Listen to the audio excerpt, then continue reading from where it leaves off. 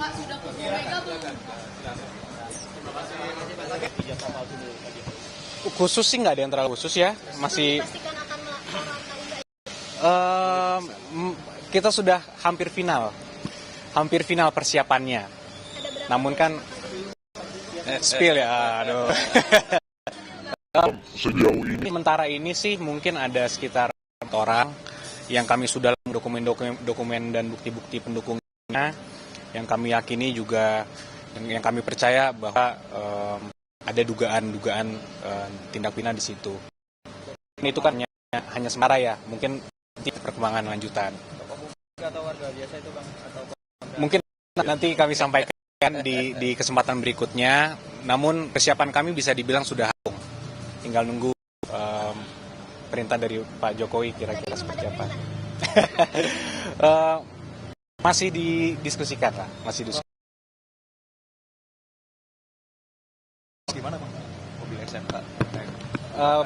Kami belum diberikan arahan untuk menangani khusus untuk perkara itu, Mas. Kira-kira berapa persen Bang hampir-hampir? Wah, kalau dikuantifikasi berapa persen ya? Mungkin 95 ya? 95%. Kalau dari sisi persiapan, tentunya kan kalau kita kuasa hukum, persiapan hukum. Kita lihat analisis normatif yuridisnya seperti apa, bukti-buktinya seperti apa, kita kumpulin semua saksi-saksinya, data-data perbuatannya dilakukan kapan, oleh siapa dan di mana, itu semua harus tentunya kita lengkapi. Dan itu sudah 95% kalau ditanya jumlahnya. Pak Jokowi sudah melengkapi dengan Bang Yakub itu sejak kapan sih Bang sampai dikumpulkan bukti-bukti? Gini Mbak, bahwa sebenarnya kalau kasus ini kalau kita bedah lagi kan sebenarnya sudah 2 tahun lebih ya, sudah berjalan. Dan ini dari Bapak Jokowi mengambil posisi yang sangat pasif. Mungkin mengingat beliau juga merupakan Presiden Republik Indonesia pada saat itu, sehingga mungkin beliau juga tidak akan mau mengambil langkah hukum apapun. Tapi makin kesini beliau sudah tidak lagi menjabat, sudah dalam masa pensiunnya beliau sebagai Presiden, tapi masih ada pihak yang framing Bapak untuk bahwa mengenai tuduhan ijazah palsu itu. Sehingga ya mungkin satu-satunya cara ya akan kita ambil langkah hukum. Jadi kami juga ingin meluruskan juga sedikit bahwa ada framing-framing di media seakan-akan tunjukkan aja lah Pak ijazahnya, tunjukkan aja pasti selesai kasusnya. Pertama kami sampaikan bahwa kalau sampai tunjukkan ini presiden yang sangat-sangat buruk untuk menegakkan hukum di Republik ini. Daerah, menteri-menteri itu semua bisa asal dimintakan aja oleh pihak-pihak yang tidak berkepentingan.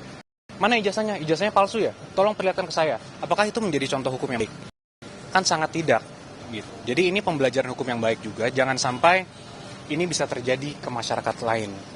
Bahwa semua orang bisa seenaknya diminta dan harus memperlihatkan seakan-akan itu merupakan beban pembuktian. Ada yang ada di tertuduhnya itu sendiri. Dan kami sudah melihat sendiri ijazah Bapak Jokowi dengan mata kepala kami sendiri. Sudah juga dikonfirmasi oleh pihak UGM sebagai pihak yang menerbitkan. Artinya pihak yang berwenang. Namun masih juga ada pihak-pihak yang mempertanyakan ini. Jadi kalau menurut pendapat kami, ini sudah bukan lagi mengenai ijazah Bapak. Ini bukan lagi mengenai ada niat betul untuk mengkonfirmasi verifikasi ijazah Bapak. Karena ini sudah dilakukan konfirmasi oleh pihak UGM. Apalagi. Jadi kami lihat pendapat kami ini sudah ada juga ya mungkin upaya-upaya beberapa kelompok masyarakat juga atau pribadi juga untuk mendiskreditkan, menyerang martabat Bapak Jokowi. Inilah mengapa juga kami tentunya sebagai kuasa hukum terus berdiskusi dengan Bapak sangat intens mengenai ini, dan ya mungkin dalam waktu dekat kita akan ambil langkah-langkah hukum. Dengan Pak Jokowi menyatakan siap menunjukkan ijazah aslinya selama dipanggil persidangan atau hakim gitu. Itu sudah konsultasi dengan tim kuasa hukum atau tidak? Sudah. Akan hari sidang berarti Pak Jokowi besok? Tentunya prosedurnya kan sudah ada. Kalau nanti kita tempuh sudah ada diatur dalam kitab. Semuanya jelas. Kapan kita menunjukkan itu, kapan kita harus memperlihatkan apakah ke penyidik perlihatkan, apakah nanti diminta hakim, itu semua sudah ada mekanismenya.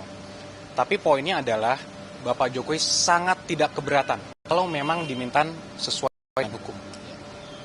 Itu yang paling penting. Ini laporannya langsung ke pengadilan atau ke kepolisian terlebih dahulu? Masih kita tinjau lagi. Namun sepertinya pidana perdata sih tetap kita cadangkan hak hukum tersebut, hak Bapak. Cuman di masa dekat ini mungkin akan kita tempuh jalur dana mungkin. Mungkin ada tim kita sekitar 15 orang tim kita. Ada tambahan mungkin? Cukup, kita hanya mau menyampaikan tadi kita menyerahkan kepada Bapak itu sebenarnya hasil report kajian kita. Jadi yang tadi Bapak bawa itu detailnya. Sehingga memang seperti tadi Pak Yaakob bilang, kita sudah rampung dan siap untuk tayang, kira-kira seperti itu. Dari saya cukup.